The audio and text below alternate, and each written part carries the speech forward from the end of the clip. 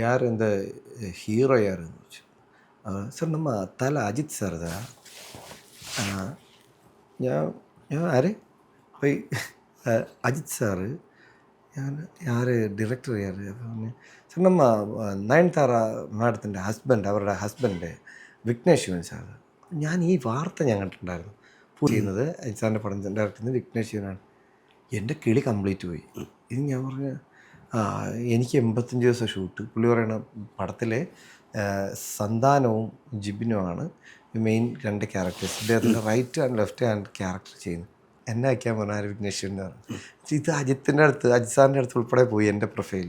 അവർ ഓക്കെയാണ്. ഞാൻ ചെയ്തിട്ടുള്ളത് നോക്കുമ്പോൾ ആഡ്സൊക്കെ ചെയ്തിട്ടുള്ളത് വളരെ കൂളായിട്ട് ദുൽഖറിൻ്റെ സമുദ്രയോടെയൊക്കെ ഞാൻ അഭിനയിക്കുന്നു.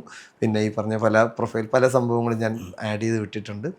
ഇതൊക്കെ കണ്ട് ഓക്കെ എല്ലാം ആയി, പൈസ ഉൾപ്പെടെ ആയി, എഗ്രിമെൻറ്റിൻ്റെ സംഭവം വരെ ആയപ്പോഴാണ് പടം ഡ്രോപ്പായി.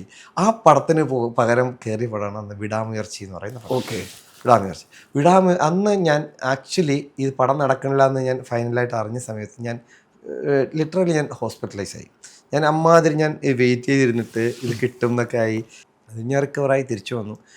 വന്നതിന് ശേഷം എല്ലാവരും പറഞ്ഞു നീ വിഷമിക്കണ്ട, ഇതിന് പകരമായിട്ട് നിനക്ക് ഇവിടെ കിട്ടുവാടാ, നല്ല പരിപാടി കിട്ടും എന്നൊക്കെ പറഞ്ഞ് ഇരുന്ന് ഞാൻ പറഞ്ഞു അത് അങ്ങനെയല്ല, അങ്ങനെ എടുക്കണില്ല എന്ന് പറഞ്ഞു. പക്ഷേ എന്നെ രാഹുൽ വിളിച്ച ഡേറ്റ് ഉണ്ട്, ഫെബ്രുവരി 5 രാത്രി 11:40. 20 മിനിറ്റ് കഴിഞ്ഞാൽ ഫെബ്രുവരി 6 വിടാമുയർച്ചി റിലീസ്. ഒന്ന് ആലോചിച്ച് നോക്കുക, എനിക്ക് മിസ്സായ പടത്തിന് പകരം കയറിയ റിലീസ് ഫെബ്രുവരി 6 ഈ പടത്തിലേക്ക് എന്നെ ഫിക്സ് ചെയ്തുകൊണ്ട് രാഹുൽ വിളിക്കുന്ന ഡേറ്റ് ഫെബ്രുവരി 5 രാത്രി 11:40.